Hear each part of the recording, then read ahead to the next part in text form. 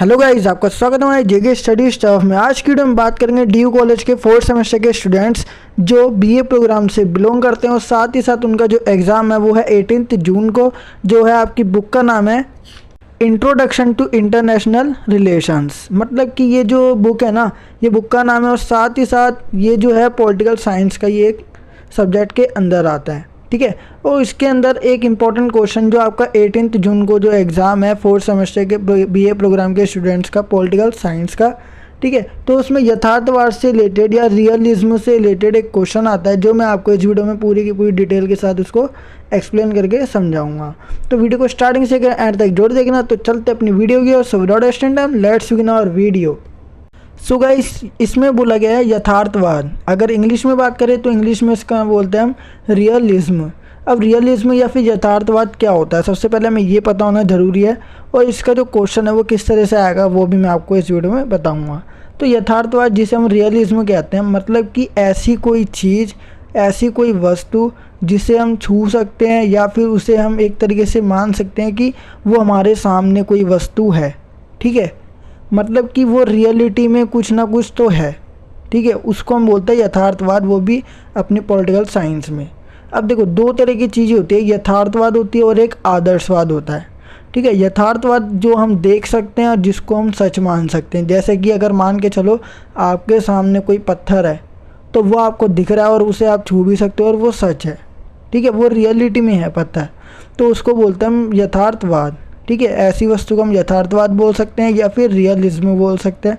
और आदर्शवाद होता है इसी का बिल्कुल अपोजिट, मतलब कि ऐसी कोई चीज़ जो है नहीं, क्या पता वो भविष्य में हो। जैसे कि मेरे पास वो वस्तु होनी चाहिए, मतलब कि आप सोचते हो उसके बारे में।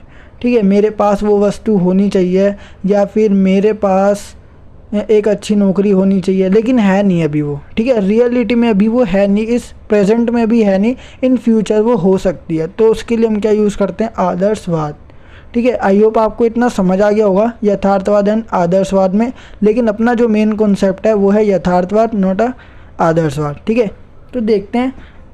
यथार्थवाद से तात्पर्य उस विचारधारा से, ये एक प्रकार की विचारधारा है जैसे मैंने आपको बताया, जो उस वस्तु या भौतिक जगत मतलब कि जिसको हम देख सकते हैं, छू सकते हैं, ठीक है, या महसूस कर सकते हैं, भौतिक फिजिकल जगत को सत्य मानती है, मतलब ट्रू मानती है, जिसका हम ज्ञानेंद्रियों द्वारा खुद अनुभव करते हैं। ज्ञानेंद्रिय जो होती है अपनी आँख, नाक, मुँह, कान वगैरह, तो इसके थ्रू हम उसको ना एक्सपीरियंस कर सकते हैं, अनुभव कर सकते हैं, उसको देख सकते हैं। ठीक है, या फिर सुनने की बात है तो सुन सकते हैं। ये सब पशु, पक्षी, मानव, जल, थल, आकाश आदि, इनको हम प्रत्यक्ष देख सकते हैं। अब देखो, मानव की बात करें, पशु पक्षी की बात करें तो हम इन्हें अपनी आंखों से देख भी सकते हैं, और छूने की बात करें तो छू भी सकते हैं, और जल की बात करें जल भी हम देख सकते हैं, और इसको छूने की बात करें तो हम इसको छू भी सकते हैं। ठीक है, और थल, आकाश, ऐसी इन सब वस्तु को हम, इन सबको हम देख सकते हैं। ठीक है, सड़क या फिर स्काई जो होता है उनको हम देख सकते हैं खुद।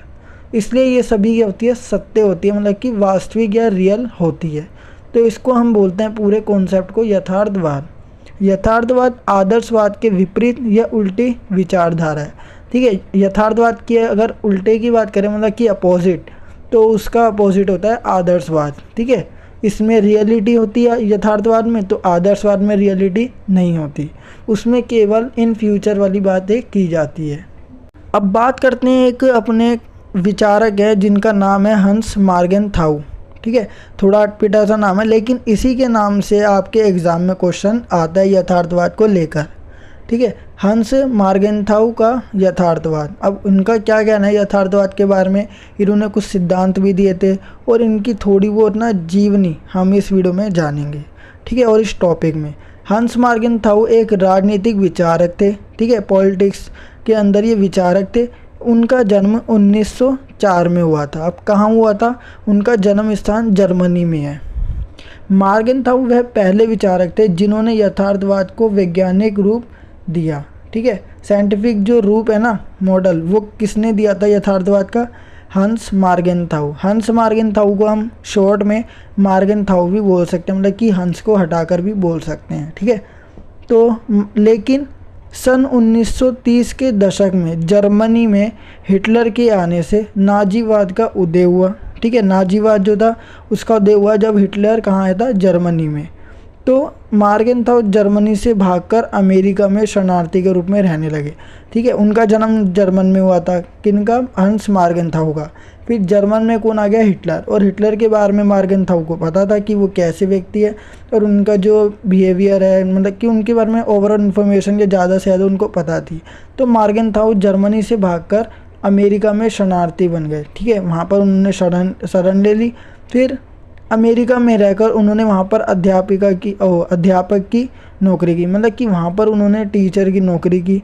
इसके साथ साथ राजनीतिक विचारक के रूप में अपनी पहचान बने और पॉलिटिक्स के अंदर भी उन्होंने अमेरिका में पहचान बनाई।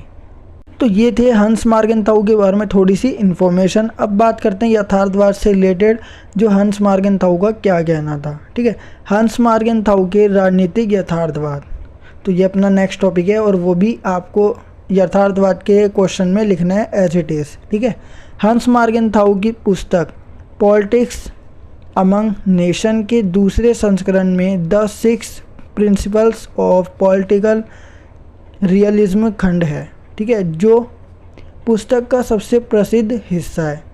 अंतर्राष्ट्रीय संबंधों और शास्त्रीय यथार्थवाद के लिए हंस मार्गेनथाउ के महत्व को थॉमसन ने सुरक्षा 59 में बताया था। ठीक है, हंस मार्गेनथाउ के राजनीतिक यथार्थवाद के 6 सिद्धांत थे।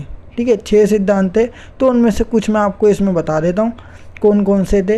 अंतर्राष्ट्रीय राजनीतिक मानव स्वभाव से प्राप्त कानून द्वारा शासित होती है। दूसरी बात, यथार्थवाद शक्ति का विश्लेषण करता है। ठीक है, पावर के बारे में बताता है और शक्ति राष्ट्रीय हितों की खोज की अनुमति देती है। यथार्थवाद राजनीतिक कार्रवाई के नैतिक महत्व को स्वीकार करता है तथा साथ ही साथ सफल राजनीति में अनैतिकता, ठीक है, ऐसी बातें जो बुरी होती है, जो नैतिकता के बिल्कुल अपोजिट होती है। नैतिकता से हमें अच्छी अच्छी बातें सीखने को मिलती है और अनैतिकता बिल्कुल अपोजिट। ठीक है, बैड बिहेवियर या फिर बैड मैनर्स इसमें सिखाए जाते हैं। तो इसकी आवश्यकता को पहचानता है कौन, यथार्थवाद। तो इनका हंस मार्गेनथाउ के अकॉर्डिंग राजनीतिक यथार्थवाद का कहना यही था जो अभी मैंने आपको एक्सप्लेन करके बताया। सो गाइस, ये थी अपनी यथार्थवाद से रिलेटेड थोड़ी सी इन्फॉर्मेशन। एंड आपके एग्ज़ाम में सिंपल क्वेश्चन ये आएगा, हंस मार्गेनथाउ के विचार बताइए यथार्थवाद को लेकर। तो उनके क्या क्या विचार रहे हैं। तो सबसे पहले आपको यथार्थवाद की डेफिनेशन जो मैंने आपको इस वीडियो में बताई, देन उसके बाद हंस मार्गेनथाउ का यथार्थवाद, उनकी जीवनी और साथ ही साथ उसके सिद्धांत के बारे में आपको इस वीडियो में या फिर आपके जो एग्ज़ाम में आएगा उस एग्ज़ाम शीट में आपको फिलअप करना है। तो गाइस, ये थी हमारी आज की वीडियो। आई होप आपको वीडियो जरूर पसंद होगी। अगर आपको वीडियो पसंद है तो वीडियो को लाइक शेयर कमेंट करना बिल्कुल ना भूलिए और साथ ही साथ अगर आप हमारे चैनल पर नए हो तो चैनल को सब्सक्राइब एंड बेल नोटिफिकेशन पर क्लिक करना बिल्कुल ना भूलिए। इससे आप हमारी आने वाली वीडियो को नोटिफिकेशन तुरंत पा सकते हैं। सो गाइस, मिलते हैं अपनी next video and next important question with explanation के साथ। So thanks for watching this video.